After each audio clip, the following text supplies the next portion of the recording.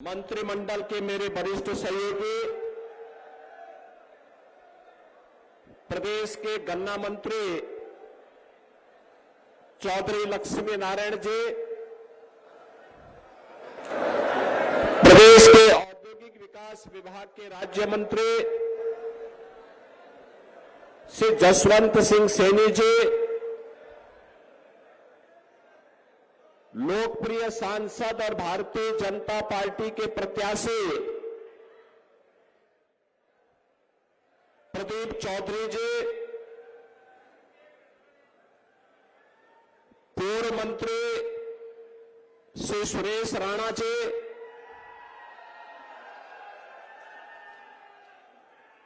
यहां के लोकप्रिय विधायक चौधरी कीरत सिंह जी, विधायक नकुड़ श्री मुकेश चौधरी जी, भारतीय जनता पार्टी के प्रदेश के उपाध्यक्ष श्री मोहित बेनीवाल जी, जिलाध्यक्ष महेंद्र सैनी जी, जिलाध्यक्ष शामली श्री तजेंद्र निर्वाल जी, विधान परिषद सदस्य चौधरी वीरेंद्र सिंह जी,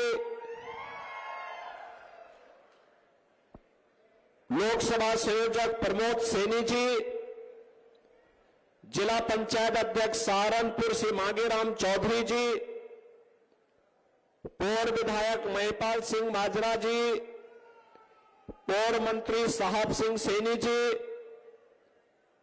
मंच पर उपस्थित साहब सिंह सैनी जी,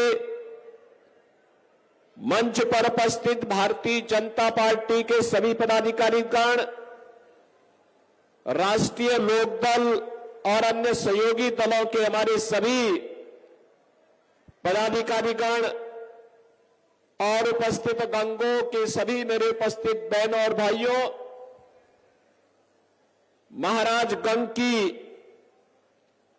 इस पावन धरा को, जिसे देवादिदेव महादेव भगवान शिव का आशीर्वाद प्राप्त है और यमुना मैया भी जिस पर अपनी कृपा बरसाती है, ऐसी धरा को मैं कोटि कोटि नमन करते हुए इस चैत्र नवरात्र के अवसर पर आप सबका मैं हृदय से अभिनंदन करता हूं। बहनों और भाइयों,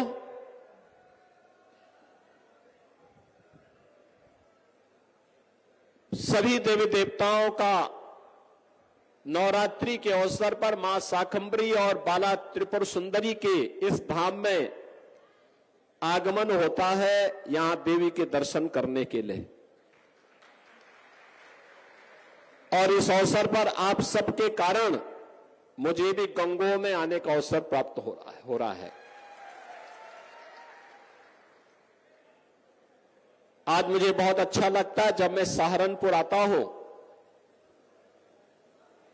तो सहारनपुर में अब विकास हो रहा है। अब दंगा नहीं है, कर्फ्यू भी नहीं है,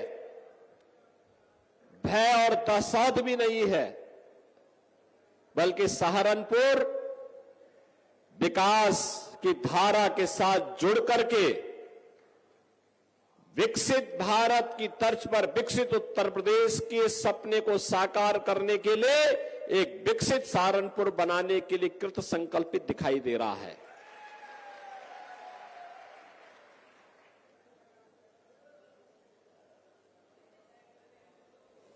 दिल्ली शामली सहारनपुर का जो हाईवे है या दिल्ली से देहरादून के बीच ग्रीनफील्ड एक्सप्रेस हाईवे का जो निर्माण हो रहा है, वह इस विकास की धुरी बनने जा रही है। बहनों और भाइयों, क्या नहीं था हमारे इस सहारनपुर में? मां गंगा और मां यमुना की कृपा थी, असीम कृपा। दुनिया की सबसे उर्वरा भूमि, यहां का मेहनती किसान, जिन अन्नदाता किसान और जिन यहां के हस्तशिल्पी और कारीगरों की कारीगरी के सामने दुनिया फेल थी। जिन अन्नदाता किसानों को स्वतंत्र भारत में पहली बार सम्मान देने का काम किया था, इसी माटी के लाल किसानों के मसीहा चौधरी चरण सिंह जी ने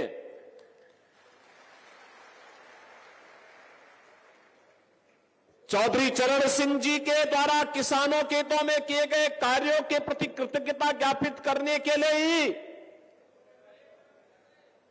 प्रधानमंत्री मोदी जी ने चौधरी साहब को भारत का सर्वोच्च नागरिक सम्मान भारत रत्न दिया है। बहनों और भाइयों, इन मेहनतकश किसानों, श्रमिकों, कारीगरों, हस्तशिल्पियों के सामने दुनिया फेल थी। उन लोगों को उपेक्षित छोड़ दिया गया था। सपा हो, बसपा हो, कांग्रेस हो, इन सरकारों की दंगा पॉलिसी के शिकार हो गए थे। यहां का विकास बाधित हो गया था। अन्नदाता किसान आत्महत्या करने के लिए मजबूर हो गया था। नौजवान पलायन करने के लिए मजबूर हो गया था। बेटियां सुरक्षित नहीं थी, व्यापारी सुरक्षित नहीं था और जातीय खेमों में बांट करके लोगों ने सामाजिक ताने बाने को छिन्न भिन्न करने का काम किया था। और दुष्परिणाम क्या हुआ? कभी देश गुलाम हुआ, कभी हमारे ऐतिहासिक पृष्ठभूमि से जुड़े हुए आस्था के केंद्र तोड़े गए, कभी कावड़ यात्रा पे रोक लगाई गई, कभी सिख विरोधी दंगे होते हैं। कहीं पर किसी भी प्रकार की कोई व्यक्ति अपने आप को यानी सुरक्षित महसूस तो नहीं करता था। और जिस सहारनपुर में असीम संभावना थी, प्रकृति और परमात्मा की सीम कृपा थी कि वह शिक्षा के केंद्र के रूप में काशी की तर्ज पर विकसित हो, उसको मजहबी उन्माद और फतवों का शहर बना करके रख दिया गया। यह है देश के खिलाफ साजिश करने वालों की करतूत। ये लोग किस प्रकार की करतूत करते थे? जिसमें संभावना थी अन्नदाता किसानों को के माध्यम से देश को दुनिया की एक ताकत बनाने की, जिन हस्तशिल्पी और कारीगरों में ताकत थी कि दुनिया का सबसे अच्छा कारीगरी दिखा करके वे भारत का नाम दुनिया के सामने करें, जिन नौजवानों के अंदर एक जज्बा था कि वह जीवन के प्रत्येक क्षेत्र में नेतृत्व दे सकते हैं, जिन व्यापारियों में ये हौसला था कि दुनिया को अपने में समेट सकते हैं, इन सभी को एक एक करके दरकिनार करके मजहबी उन्माद का केंद्र सहारनपुर को बना दिया गया। और बहनों और भाइयों, गंगो भी उससे वंचित नहीं था। मुझे याद है 2016 में जब सिख विरोधी दंगे हुए थे यहां पर, आपने देखा नहीं इससे पहले क्या होता था, किस प्रकार की अराजकता फैलती थी। जब कांवड़ यात्रा में बैन लगता था तब तो कोई जातिवादी संगठन नहीं आता था, सबके मुंह सिल लिए जाते थे, क्योंकि तब की सरकारें जिन गुंड और माफियाओं के ऊपर संरक्षण देती थी, जिन मजहबी ताकतों के सारे पर कार्य करती थी, जिनके सामने घुटना टेक करके उस समय कार्य करती थी, वे लोग कभी भी इस प्रकार की चीजों को स्वीकार नहीं कर सकते थे। और बहन और भाइयों, परिणाम क्या रहा? परिणाम क्या रहा? जिस बेटी को अपने मां बाप के संरक्षण में अच्छी शिक्षा प्राप्त होनी चाहिए थी, बेटी तो जब शादी योग्य होती है तभी ससुराल जाती है, नहीं तो मां बाप के संरक्षण में अच्छी पढ़ाई करती है। उस बेटी को असमय हॉस्टल में या दूर रिश्तेदार के घर में डर के मारे मां बाप की भेज देते थे। बहनों और भाइयों, यह स्थिति लगातार पैदा करने का प्रयास हुआ। व्यापारी भी असुरक्षित था, व्यापार नहीं कर पाता था, प्लान करता था। किसान को उसकी उपज का दाम नहीं मिलता था, अराजकता का तांडव था। जब कुछ नहीं हो पाया इन लोगों से विकास का कार्य, पहले से बंद चल रही चीनी मिलों को ही बंद करके बेचना प्रारंभ कर दिया। यही तो होता था सपा बसपा कांग्रेस के समय। और आपने पिछले 10 वर्ष में मोदी जी के नेतृत्व में बदलते हुए नए भारत को देखा है।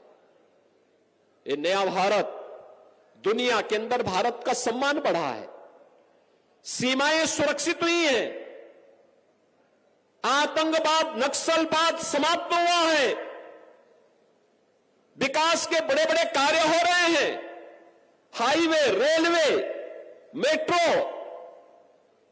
यूनिवर्सिटी, मेडिकल कॉलेज, इंजीनियरिंग संस्थान, ये सभी कार्य हो रहे हैं। और गरीब कल्याणकारी योजनाओं की तो कोई सानी ही नहीं। क्या मोदी जी ने योजनाओं का लाभ देते समय किसी की जाति देखी थी क्या? 80 करोड़ लोगों को पिछले 4 वर्ष में फ्री राशन मिल रहा है। 80 करोड़ लोगों की देश के अंदर भूख का कलंक सदैव के लिए समाप्त हो जाए। जो भूख कांग्रेस ने दी थी देश को, जिस देश के गरीबों को भूखों मरने के लिए कांग्रेस के नेतृत्व ने छोड़ दिया था, कांग्रेस, सपा, बसपा ये सब एक ही थैले के चट्टे बट्टे हैं, कोई अलग नहीं है। ये वोटों के सौदागर हैं, चुनाव के समय दिखेंगे, बाकी संकट के समय सब गायब हो जाएंगे, गायब हो जाएंगे, किसी का आता पता नहीं होता है। और बहनों और भाइयों, यही कहने के लिए आए हैं हम लोग कि इस देश को भूखों मरने के लिए छोड़ दिया था कांग्रेस ने, सपा ने, बसपा ने। देश को 80 करोड़ लोगों को फ्री में राशन मोदी जी के नेतृत्व में मिल रहा है, अगले 5 वर्ष तक निरंतर मिलेगा। कोरोना में दुनिया उभर नहीं पाई अभी तक, लेकिन भारत में कोई संकट कोरोना का नहीं। 60 करोड़ गरीबों को देश के अंदर 5 लाख रुपए की स्वास्थ्य बीमा का कवर। कोई गरीब इससे पहले बीमार होता था, लगता था परिवार अब तबाह हो जाएगा, लेकिन बहनों और भाइयों, आज आपके पास एक गारंटी है। अगर कोई दुर्भाग्य से बीमार हुआ तो कह सकता है 5 लाख रुपए की स्वास्थ्य बीमा का कवर मेरे पास है, मैं उपचार कराऊंगा। और अगर उसके पास वह भी नहीं बन पाया है तो मेरे पास तो कोई भी विधायक, ये कीरत सिंह हो या मुकेश चौधरी हो या स्वयं प्रदीप चौधरी हो, ये कोई भी अगर मुझे पत्र लिख देता है या कोई पीड़ित भी पत्र लिख देता है, मैं बीमार हूं, मेरा आयुष्मान कार्ड नहीं बन पाया, मुझे पैसे की आवश्यकता है, मैं लखनऊ से तुरंत पैसा भेजता हूं उसके खाते में।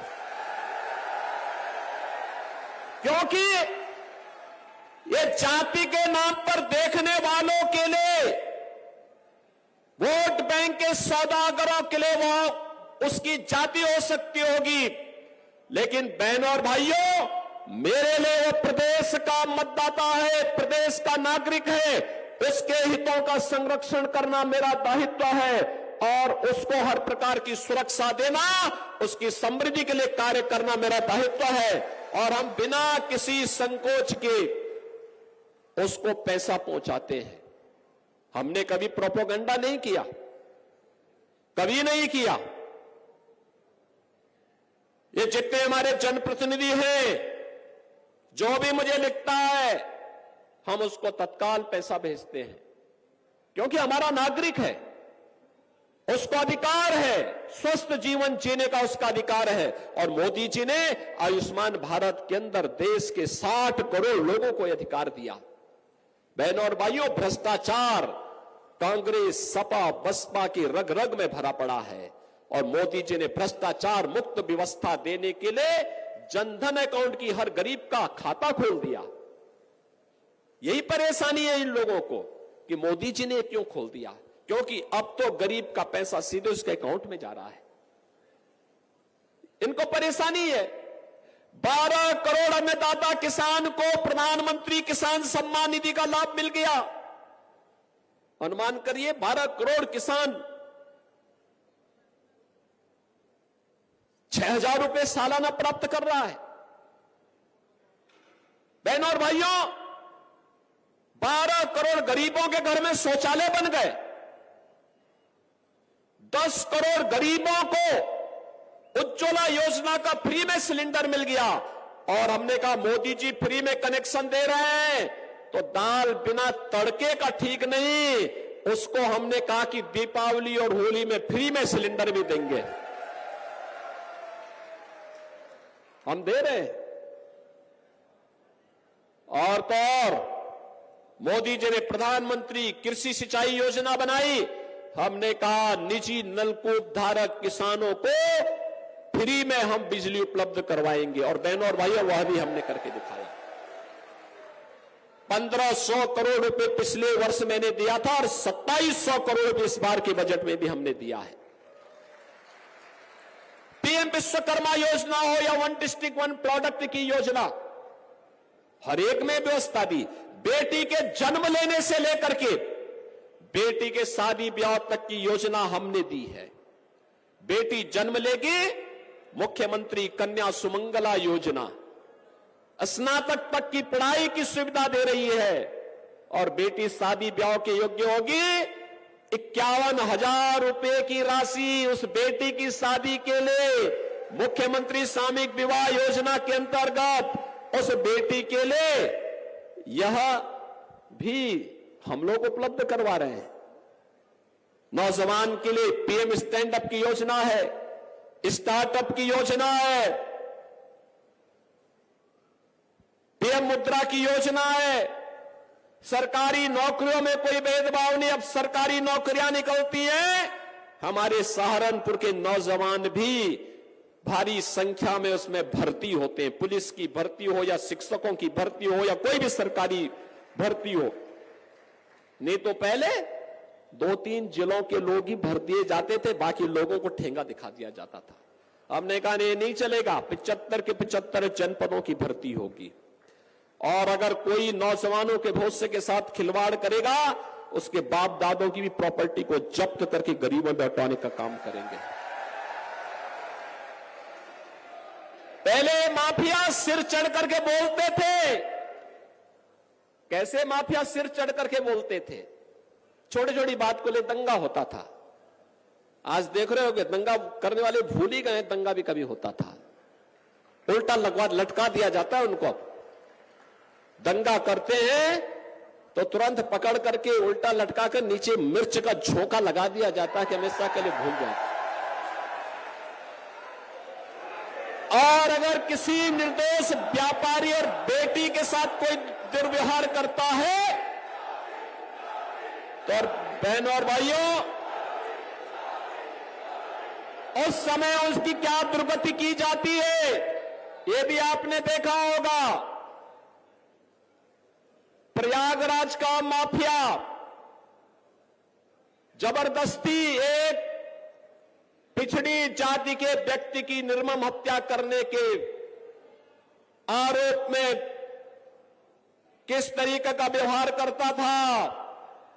और बहनों और भाइयों, उसकी प्रॉपर्टी को जब्त करके हमने गरीबों के लिए मकान बना दिए वहां। लोगों ने कहा ये सब क्या कर रहे हैं, तो बहुत बड़ा माफिया है। हमने कहा कितना बड़ा माफिया है तो समय बताएगा, लेकिन फिलहाल गरीबों को मकान बनाऊंगा भी और अपने हाथों से मैं देने के लिए जाऊंगा। और मैं स्वयं गया था वहां देने के लिए। बहनों और भाइयों,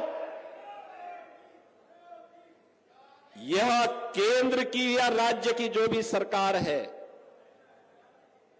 इसका एक ही विजन है और वह है जनता जनार्दन की सेवा करना, अपने राज्य को और अपने देश को दुनिया की सबसे बड़ी ताकत बना देना,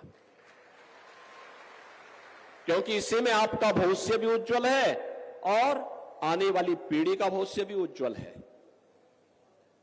बहनों और भाइयों, इसीलिए हम लोग आए आपसे कहने के लिए। चुनाव में सबको याद आता है, किसी को जाति नजर आती है, किसी को मत और मजहब नजर आता है, किसी को कुछ और नजर आता है, लेकिन हम लोगों को चुनाव के दौरान भी, चुनाव के बाद भी, चुनाव के दौरान भी, बाढ़ के समय भी मैं ही आया था इधर, तब ये सपा बसपा कांग्रेस किसी के लोग नहीं आए होंगे, क्योंकि उनको फुर्सत ही नहीं थी। किसी को इटली जाने से फुर्सत नहीं है, किसी को कहीं और जगह इंग्लैंड घूमने से फुर्सत हो, तब ये लोग यहां आएंगे ना।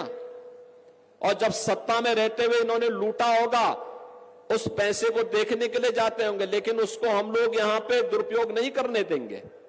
घबराइए मत, धीरे धीरे करके वो पैसा भी भारत में वापस आएगा और गरीबों के लिए इसी प्रकार की योजनाओं का लाभ भी देंगे। और इसीलिए आज हम सब आए हैं। बहनों और भाइयों, आपसे कहने के लिए मैं आया हूं एक बार, मोदी जी देश की आवश्यकता है। मोदी जी ने देश को विकास का एक एजेंडा दिया है, सुरक्षा का माहौल दिया है, 140 करोड़ लोगों का सम्मान बढ़ाया है और भारत को दुनिया की तीसरी बड़ी अर्थव्यवस्था बनाने के लिए मोदी जी को तीसरा कार्यकाल आवश्यक है। और मोदी जी को तीसरे कार्यकाल के लिए प्रदीप चौधरी को भी तीसरी बार कैराना में सांसद के रूप में जीतना आवश्यक है। बहनों और भाइयों, आपने प्रदीप चौधरी को 2017 में विधायक बनाया था, बाद में सांसद पद के उपचुनाव में वह चुनाव लड़े थे और चुनाव जीते। चुनाव जीतने के बाद फिर से आपने उनको सांसद के रूप में चुनाव बना करके भेजा। आज फिर से आपके बीच में है। अपनी सहजता, अपनी सरलता, अपनी उपलब्धता, एक संसदीय क्षेत्र काफी बड़ा होता है, गांव गांव जाने का प्रयास होता है, लेकिन हमें देश के बारे में सोचना है। हमने इसीलिए कीरत सिंह को और मुकेश चौधरी को उन विधानसभा क्षेत्रों में दायित्व दिया है, वे विकास के लिए कार्य करें, जो भी विकास की आवश्यकता है उसके बारे में बताएं। ये दोनों लोग मेहनत करते हैं, कार्य करते हैं, प्राणपण से जुड़ते हैं और तब जाकर के विकास की योजनाएं आती हैं। बाढ़ संबंधी समस्या का समाधान करने में लोग सफल हो पाते हैं। बहनों और भाइयों, आपसे ये कहने के लिए मैं आया हूं कि यहां की समस्या का समाधान करना यह हमारा कार्य है, हम लोग इसको करेंगे। देश के हित में हमें बड़े फैसले लेने के लिए देश के अंदर एक ऐसी सरकार चाहिए जो 140 करोड़ लोगों के बारे में सोचे। और इसीलिए कहा जा रहा है ये चुनाव फैमिली फर्स्ट बनाम नेशन फर्स्ट का चुनाव है। कुछ लोगों के लिए अपना परिवार महत्वपूर्ण हो जाता है, वे उससे बाहर नहीं सोच सकते। हमारे लिए तो 140 करोड़ का भारत ही मोदी जी के लिए अपना परिवार है, इसलिए 140 करोड़ लोगों के लिए देश के बारे में मोदी जी सोच रहे हैं। कुछ लोगों के लिए जाति के नाम पर लोग आएंगे, लेकिन जब जाति पे संकट आएगा ये सब गायब हो जाएंगे, तब इनको ये नहीं दिखाई देगा। ये दंगा पॉलिसी वाले लोग ही जातिवाद भड़का रहे हैं। ये दंगा करवाने वाले और कर्फ्यू करान लगाने वाले लोग आज जातीयता का विष वमन करने का प्रयास कर रहे हैं। याद रखना, मैंने पहले भी कहा, हमारी सरकार ने दंगा मुक्त वातावरण दिया है, कर्फ्यू मुक्त उत्तर प्रदेश दिया है और दंगा और कर्फ्यू लगाने वालों की गर्मी को शांत करके आपको एक शांत वातावरण दिया है, बहुत शुद्ध वातावरण दिया है। उनको फिर से पनपने का अवसर मत दीजिए। ये जातिवाद की राजनीति, ये जातिवाद की राजनीति भाइयों बहनों, दंगों और कर्फ्यू को आमंत्रण करने की शुरुआत है। बेटी और व्यापारी की सुरक्षा के लिए खतरे की घंटी है, विकास का बैरियर है। यहां के विकास को बाधित करने की साजिश का हिस्सा है। हम इससे ऊपर उठ करके कार्य करें। हमें सहारनपुर के अंदर, गंगोह के अंदर, नकुड़ के अंदर किसी भी प्रकार के दंगाइयों को, किसी भी प्रकार के भ्रष्टाचारियों को, किसी भी प्रकार के उन अराजक तत्वों को जिनके कारण यहां की बेटी, यहां की माताएं, यहां की बहनें, यहां का व्यापारी, यहां का अन्नदाता किसान, यहां का नौजवान, उसके जीवन के साथ खिलवाड़ होता हो, उसको हम यहां फिर से पनपने नहीं देंगे, चाहे वह कोई भी हो। हमारा एक ही मिशन है, जो मोदी जी का मिशन है वही हमारा मिशन है। जो मोदी जी का विजन है, उसी राष्ट्रवाद के विजन के साथ, मिशन के साथ हम भी जुट करके नए भारत के निर्माण में हम भी कार्य करेंगे। और बहनों और भाइयों, हमें इस बात को ध्यान में रखना होगा, महाराणा प्रताप ने यही कहा था, महाराणा प्रताप ने यही कहा था। उन्होंने कहा था, मैं किसी भी धर्मी के सामने, किसी विदेशी आक्रांता के सामने मैं सिर नहीं झुका सकता। देश का स्वाभिमान होता है। महाराणा प्रताप ने अपनी लड़ाई देश के स्वाभिमान के लिए लड़ी थी, राष्ट्रीय स्वाभिमान के लिए लड़ी थी। उन्होंने कहा था कि हम किसी भी विधर्मी के सामने सिर नहीं झुका सकते। वह लड़ाई सत्ता की नहीं थी, राष्ट्रीय सम्मान की थी, राष्ट्रीय स्वाभिमान की थी। और आज की लड़ाई भी राष्ट्रीय सम्मान और राष्ट्रीय स्वाभिमान की लड़ाई है। और इसलिए बहनों भाइयों, एक तरफ भारत के सम्मान और स्वाभिमान की लड़ाई लड़ने वाली भारतीय जनता पार्टी है, और दूसरी तरफ भारतीयता को, भारत के सम्मान को ठेस पहुंचाने वाली कांग्रेस और उनके नेतृत्व की इंडी गठबंधन में जुड़े हुए सपा और अन्य दल हैं। इनके करामात आप देख सकते हैं। मुझे एक बात बताओ, मैं पूछना चाहता हूं, अयोध्या में राम मंदिर के निर्माण में खुशी हुई है ना? हुई है, हुई है। आप मुझे बताओ, अयोध्या में राम मंदिर का निर्माण क्या ये कांग्रेस, सपा या बसपा के लोग करा पाते क्या? ये लोग करा पाते क्या? जब ये राम मंदिर का निर्माण नहीं करा सकते, 3 तलाक की कुप्रथा को समाप्त करके अच्छा काम हुआ है ना? यह भी कुप्रथा कांग्रेस ने ही दी। जब ये लोग 3 यानी नारी गरिमा के प्रतीक और नारी गरिमा के लिए सबसे खतरनाक 3 तलाक की कुप्रथा को रोक नहीं सकते, कश्मीर में धारा 370 को समाप्त करके आतंकवाद को हमेशा से समाप्त करने का काम जो मोदी जी ने किया है, जब ये लोग उसको नहीं समाप्त कर सकते, ये लोग गरीबों का कल्याण नहीं करा सकते, कर्फ्यू को समाप्त नहीं कर सकते, दंगा नहीं रोक सकते, गरीबों को अन्न नहीं दे सकते, किसानों की आत्महत्या नहीं रोक सकते, तो इनको सिर में ढो करके आप क्यों देश के लिए बोझा बनना चाहते हैं? मत ढोइए इनको, बोल दीजिए कि भाई तुम्हें बहुत मौका दिया है, अब जाने दो भाई, बहुत हो गया है। और जो कोई जाति की बात आपके सामने कहता है, कहता तब कहां थे जब राम मंदिर का आंदोलन चल रहा था? तब कहां थे जब कांवड़ यात्रा पे रोक लगाई जा रही थी? तब कहां थे जब मुजफ्फरनगर का दंगा हो रहा था, जब वहां कर्फ्यू लग रहा था, जब निर्दोष लोग जेल के अंदर डाले जा रहे थे?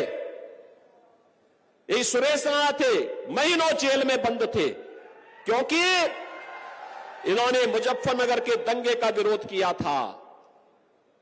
और बहनों और भाइयों, इन लोगों से प्रश्न पूछ करके इनको कहना चाहिए कि भैया, जब उस समय नहीं थे, संकट के समय नहीं थे, तो इस समय तो कम से कम नया संकट पैदा मत करिए, मत पैदा करिए। अब आप जाइए, हमें अपना निर्णय लेने दीजिए। देश सही दिशा में जा रहा है, प्रदेश सही दिशा में जा रहा है। हमें अपने प्रदेश के लिए कार्य करना है, अपने देश के लिए कार्य करना है, अपने जनपद के लिए कार्य करना है, अपने गंगों और अपने नकुड़ के लिए कार्य करना है, और इसको लेकर के हमें आगे बढ़ना है। और इसके लिए लक्ष्मी जी आवश्यक है, और लक्ष्मी जी के लिए कमल आवश्यक है। और इस बार तो सोने पे सुहागा है, आरएलडी का नल होगा और बीजेपी का कमल होगा। बहनों और भाइयों, ये नल और कमल मिलकर के फिर से देश के विकास की फसल को लहलहाएगी पूरा। सहमत है ना? सहमत है? तो आप मुझे एक बात के लिए आश्वस्त करेंगे, मुझे इस बात के लिए आश्वस्त करिए कि आप में से हर व्यक्ति प्रदीप चौधरी बनकर के, मोदी जी का प्रतिनिधि बनकर के घर घर जाएगा। सभी लोग सहमत हैं? घर घर जाओगे, एक एक वोट बीजेपी के चुनाव चिन्ह कमल के फूल पर डलवाओगे। सभी लोग सहमत हैं? तो अपनी आवाज को इतनी जोर तक बोलना कि मोदी जी तक, दिल्ली तक आपकी आवाज पहुंचे। दोनों हाथ पकड़ के बोलेंगे, भारत माता की, भारत माता की, भारत माता की जय श्री राम, जय जय श्री राम।